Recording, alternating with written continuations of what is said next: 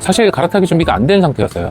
이곳을 선택한 가장 큰 이유라고 한다면 자칫하면은 계약이 해제될 수도 있겠다라고 생각이 들어서 여기는 잠실에 있는 신축단지이고 잠실 르엘이라는 아파트입니다. 오늘 저희 단지를 다니면서 이곳저곳을 한번 소개해 보도록 하고 또 장단점에는 어떤 것들이 있는지 얘기를 한번 해보고자 해요. 또 제가 어떤 과정을 통해서 이곳에 오게 되었고 이 단지를 선택한 이유는 또 무엇인지 이런 것들도 한번 말씀드려 보고자 합니다. 한번 가보실게요. 밖으로 한번 나가 볼게요.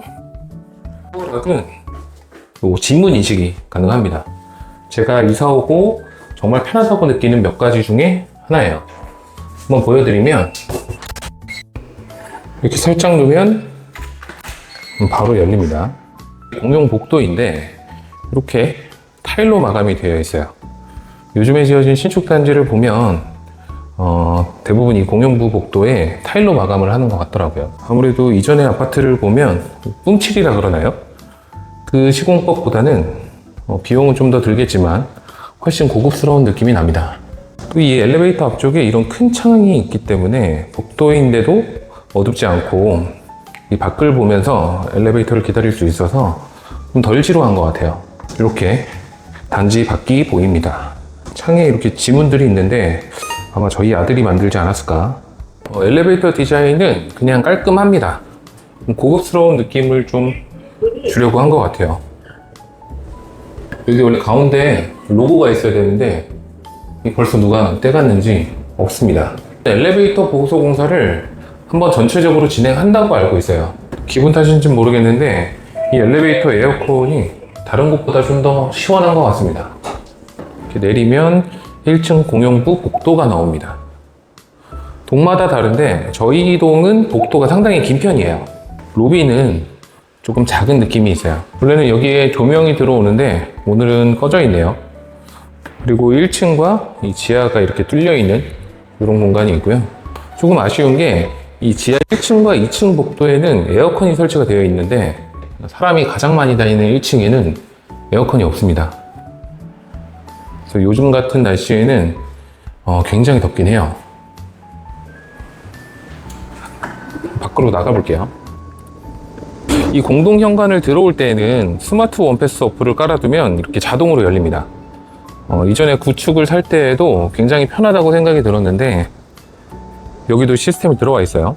이 블루투스로 작동이 되는 거라 핸드폰을 소지하고 이렇게 가까이 가면 자동으로 열립니다. 그리고 이 롯데에서 제공되는 어플이 있는데 그 어플로 세대 내부의 조명이라던가 에어컨, 난방 뭐 이런 것들을 조절할 수 있어요. 원래 이 단지를 소개하는 영상을 미리 찍고 싶었는데 이게 계속 장마여가지고 비가 오는 바람에 찍지 못했어요.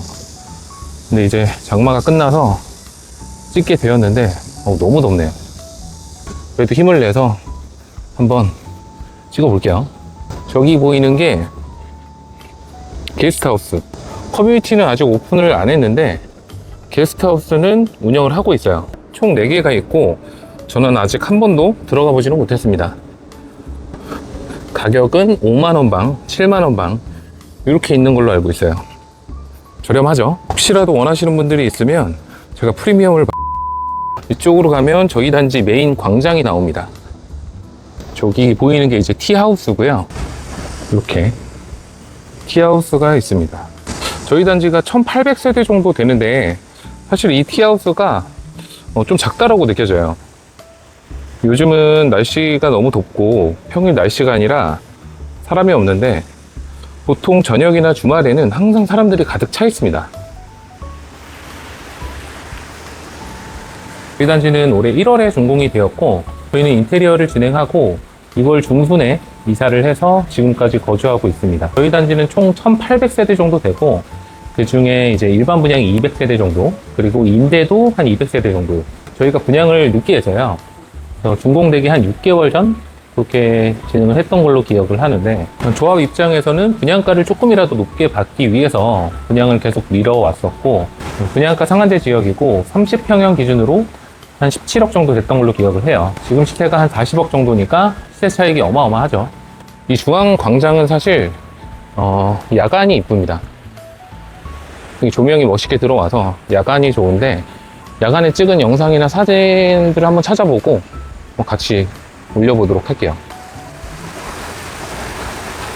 저희는 단지 내 놀이터가 3군데 있고 기부 체납한 부지에도 놀이터가 있어서 총 4군데가 있습니다. 여기가 첫 번째 놀이터이고, 요즘은 더워서 아이들이 많이 없는데 주말이나 아이들 하원하고 나서는 대부분 이 놀이터에서 시간을 보내는 것 같아요. 아이들은 여기를 나무 놀이터라고 부르더라고요. 뭐 엄청나게 세련된 느낌은 아닙니다. 그래도 저희 단지에서 가장 큰 놀이터. 저희 단지는 아이들이 엄청 많아요. 그리고 아이가 셋 이상 되는 다자녀 가구들도 정말 많습니다. 제가 알고 있는 다자녀 가구만 한 5, 6개 가구 정도 돼요. 물론 특별 공급 때문도 있을 텐데 그것 때문만은 아닌 것 같아요. 요즘에 다자녀가 이 부의 상징이라고 하잖아요. 저희는 아이가 1명인데도 굉장히 힘든데 아이가 3명이다. 그리고 저한테 그럴 일도 없을 것 같아요. 저희 아들은 5살인데 아침에 제가 직접 등원시켜요. 오늘도 등원을 시켰고요. 여기가 정문인데 아침에 모든 유치원의 버스가 이쪽으로 와요.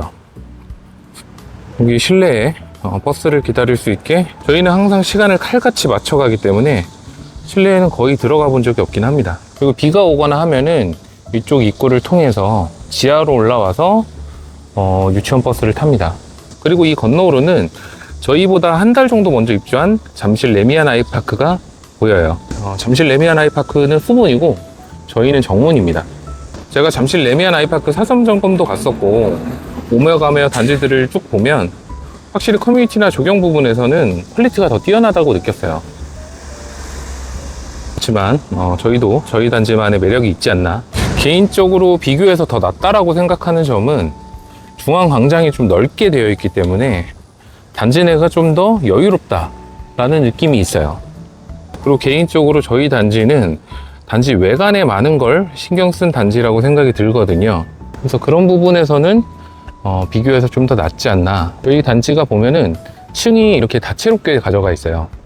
저기 낮은 층은 뭐 15층, 20층, 그 다음에 높은 층은 제가 알기로는 35층 이렇게 되는 걸로 알고 있는데, 그러다 보니까 조금 더 이 하늘도 좀 잘 보이고 좀 개방감이 있다. 그리고 저희 단지 마스코트 같은 건데 순찰 로봇이에요. 저녁 8시부터인가 순찰을 하는 걸로 알고 있어요. 아이들이 좋아하게 생겼죠. 저희 아들도 하도 이걸 좋아해서 저녁에 나가면 계속 말 걸면서 쫓아다닙니다. 순찰로서의 기능을 제대로 하는지는 잘 모르겠어요. 제가 최근에 DH방배 사전 점검도 갔었는데 요즘 신축 단지들이 고급화가 엄청나긴 하더라고요. DH방배는 미디어 파사드나 이 수경 시설들도 굉장히 많고 또 에스컬레이터나 무빙워크 그런 것들도 굉장히 충격적이긴 했습니다. 요즘은 다 똑같은 신축 단지가 아니라 이 입지가 뛰어날수록 브랜드 가치 그리고 상품성이 굉장히 큰 경쟁력이 되는 것 같아요. 여기 음식물 쓰레기를 버리는 곳이 있는데 저희는 세대 내에 그 음식물을 버릴 수가 있어요. 귀뚜라미 제품인데 그 음식물 이동 설비가 있어서 실제로 제가 거주하면서 밖에서 음식물을 버린 건 한 3번 정도 되는 것 같습니다. 음식물이 정말 많이 나오거나 이 부피가 큰 것들이 나오게 되면 한 번씩 버리게 돼요. 저희 단지가 너무 번잡한 곳에 있어서 좀 혼잡스럽고 별로다라고 생각하시는 분들도 계시더라고요. 근데 의외로 단지 밖에는 사람들도 굉장히 많고 번잡스러운데 단지 안에는 이렇게 보시는 것처럼 굉장히 고요합니다. 이쪽은 2번째 놀이터입니다.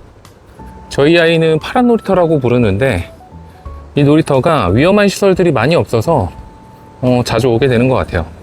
애들은 재미가 없을 수도 있는데 어쨌든 이번에는 이 중앙 엘리베이터를 타고 한번 내려가 보겠습니다. 아직 커뮤니티 개방을 하지 않아서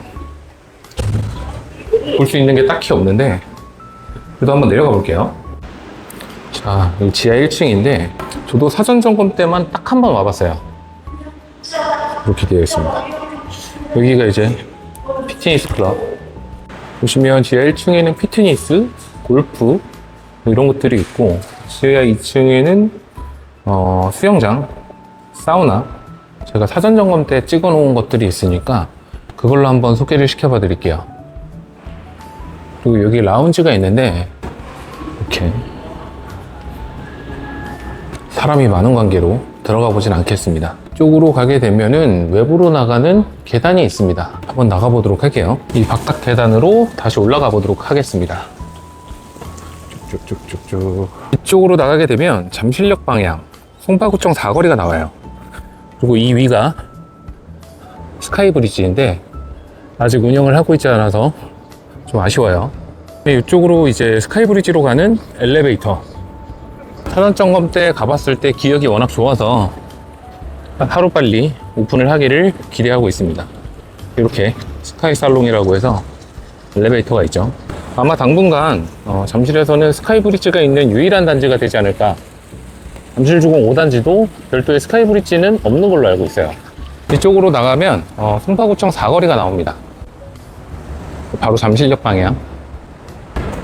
이렇게 나가게 되면 롯데월드타워가 보이고 저희 단지 상가가 있습니다. 저희 상가도 굉장히 괜찮게 지었어요. 이 전면에 미디어 파사드도 들어오기 때문에 잠실역 방향에서 바라봤을 때 그 상가랑 브릿지랑 굉장히 멋있게 보여요. 아무래도 롯데몰 쪽에 유동 인구가 많다 보니까 그쪽에서 바라봤을 때 가장 멋있게 보일 수 있도록 설계를 하지 않았나 싶어요. 지금 1층에는 뭐 파리바게트, 메가커피, 그 다음에 스타벅스, 뭐 편의점, 음식점 뭐 이런 것들이 들어와 있습니다. 전면에서는 이런 모습으로 보이게 됩니다. 상가는 아직 공실이 꽤 많습니다. 병원들은 대부분 입점이 되어 있고 카페라던가 이 편의점, 기본적인 생활 인프라는 다 들어와 있어요. 초기 신축 상가는 대부분 공실을 해서 하는데 시간이 좀 걸리는데 로열 상가는 입지가 입지이다 보니까 임대료 수준이 워낙 높아서 해소하는데 시간이 좀 더 걸릴 것 같아요. 그래서 제가 알기로는 이 1층의 대부분의 입점 상가들도 직영으로 들어온 걸로 알고 있어요. 여기는 저희 단지 상가 옥상입니다. 이렇게 롯데타워가 보이고 사실 뭐 볼 게 없어서 일부러 올 만한 곳은 아닙니다. 오늘 날씨가 너무 더워서 중간에 쉴 겸 이 상가 옥상에 올라와 있습니다. 보시면 제 뒤로 이렇게 롯데타워가 보입니다. 여기 소피텔도 보이고요. 저희 상가 엘리베이터는 이렇게 밖에가 보이도록 설치가 되어 있어요. 이 상가 지하를 통해서 잠실역으로 직결되게 공사를 해놨어요. 저도 아직 한 번도 이쪽으로 가보지는 못했는데 이쪽으로 내려가면, 그런데 이 잠실역까지 지하로 가려고 하면 잠실역 공용 주차장을 지나가야 되거든요. 그래서 날이 괜찮으면 그냥 1층으로 가는 게 계단도 없고 더 낫긴 합니다. 그래도 비가 오는 날이나 이 겨울에 추울 때는 움직이기엔 편할 것 같아요. 다시 이 지하로 단지 내로 들어가 보도록 할게요. 지하 상가를 통해서 쭉 직진을 하면 저희 아파트 지하 주차장이 나옵니다. 지하로 단지와 잠실역이 연결되어 있는데 문제는 이 부분 위가 막혀 있지가 않아요. 아마 이 불만들이 좀 많기 때문에 어떻게든 보완을 한번 하지 않을까 싶어요. 저희 단지는 이 분리수거장이 지하에 있어요. 그 외부에 있는 것보다는 확실히 편하다라고 느꼈어요. 또 주차장에 이렇게 공기압을 넣는 거라던가 간단하게 청소를 할 수 있는 진공 청소기 이런 것도 설치를 해놨습니다. 지금은 이 지하 창고로 한번 가보고 있어요. 보시면 이렇게 세대 창고가 있고 아직 비어있는 곳들이 많은데 저희 세대 창고는 이 문이 안 닫힐 정도로 꽉 차 있습니다. 제가 세대 창고 있는 곳은 처음 살아보는데 창고가 좀 작더라도 있는 거랑 없는 거랑은 굉장한 차이가 있는 것 같아요. 계절 가전이라던가 캐리어, 뭐 기타 잡다한 것들을 넣어놓기 굉장히 좋습니다. 저희 아파트 단점 중에 하나가 이 지하철 소음이 좀 있어요. 이 잠실 나루역부터 잠실역까지 이 지상으로 다니기 때문에 지하철과 가까운 단지들은 이 소음이 좀 들리는 편이에요. 지금도 이렇게 2호선이 지나가는데 소리가 담기는지는 잘 모르겠네요. 저는 준공되기 한 1년 반 전에 매매를 했고 사실 갈아타기 준비가 안 된 상태였어요. 그때 부동산이 이제 세 채가 있었는데 그거를 모두 매도를 해야 갈아탈 수 있는 상황이었던 거죠. 그래서 갈아타기를 해야 되는데 어디로 갈까 이렇게 비교를 하던 찰나에 여기가 눈에 들어오게 된 겁니다. 사실 그때 같이 비교했던 곳들이 이 강남의 하단부라던가 뭐 금호 옥수 쪽, 이 한강변 쪽을 같이 봤던 것 같아요. 이곳을 선택한 가장 큰 이유라고 한다면 20년 만에 잠실에 들어오는 신축이라는 타이틀이 가장 컸어요. 워낙에 선호도가 높은 지역이다 보니까 수요는 굉장히 많은데 신축에 대한 희소성이 있다. 신축이 들어오면서 그 신축의 파급력이 좀 더 있을 거다라고 판단을 했던 거죠. 근데 이 단지에 물건들이 없어서 물건을 발견하고 매도도 안 한 상태에 있는데 바로 찾아가서 가계약금을 보냈었어요. 그리고 잔금 기한을 최대한 길게 협의를 했죠. 거의 계약부터 한 1년 정도의 시간이 있었어요. 그렇게 선매수를 한 뒤에 1년 안에 이 세 채를 전부 매도하게 됩니다. 그런데 계약을 하고 나니까 가격이 너무 급격하게 오르는 거죠. 자칫하면은 계약이 해제될 수도 있겠다라고 생각이 들어서 돈이 생기는 족족 중도금을 넣게 됩니다. 그리고 1년 안에 세 채를 다 매도하고 시간이 좀 남았는데도 잔금도 미리 했어요. 다행히 저희 매도자분들은 매너도 굉장히 훌륭하시고 좋으신 분들이어서 지금 생각해보면 좋은 매도자를 만나는 것도 굉장히 행운이다. 저희가 평당 1억이 좀 안 되게 매수를 했어요. 지금이 평당 1억 4천 뭐 그 정도 하니까 저희 매수가 기준에서는 한 40에서 50% 정도 오르게 된 거죠. 그리고 입주권이다 보니까 현금이 많이 들어가잖아요. 그러니까 이주비 대출 일부를 빼놓고는 올 현금으로 넣어야 됐어서 저희는 계약 이후에 1년 동안 월세를 살았었어요. 보증금 1억으로 해서 구축에 복도식에 발코니 확장도 안 된 그런 곳에서 어떻게 보면 몸테크죠. 1년 동안 몸테크를 하고 입주를 하게 되었습니다. 불편한 점도 많았는데 나름 그곳에서 좀 좋은 추억도 많이 만들었던 것 같아요. 그래서 앞으로의 계획이 어떻게 되느냐라고 하면 사실 아직은 이 실거주 기간을 채워야 되기 때문에 생각만 좀 하고 있어요. 실거주가 끝나는 그 시점에 어떤 시장 상황과 좀 주변을 돌아봐야겠죠. 물론 쉽진 않겠지만 이제 11월에 분양하는 반디크 청약을 한번 넣어볼 생각이고요. 그게 안 된다라고 하면은 정비 사업을 한번 더 도전을 해보지 않을까라는 생각만 하고 있습니다. 지금 입지가 좋은 곳들에 이 재건축 재개발 정비 사업들이 굉장히 많이 진행을 하고 있잖아요. 물론 제가 가고 싶은 곳들은 사업 속도가 좀 빠르고 가격도 많이 올라와 있기 때문에 쉽지 않아 보이기는 하는데 제가 실거주를 채우는 시점에 한 번 더 고민을 해봐야 되지 싶어요. 오늘 제가 영상을 밖에서 찍는 게 처음이라 너무 어색하고 굉장히 어렵더라고요. 그래서 영상의 질이 너무 떨어지지 않을까 좀 걱정이기는 한데 다음번에는 좀 더 개선이 될 수 있도록 한번 연구 좀 해보겠습니다. 오늘 감사합니다.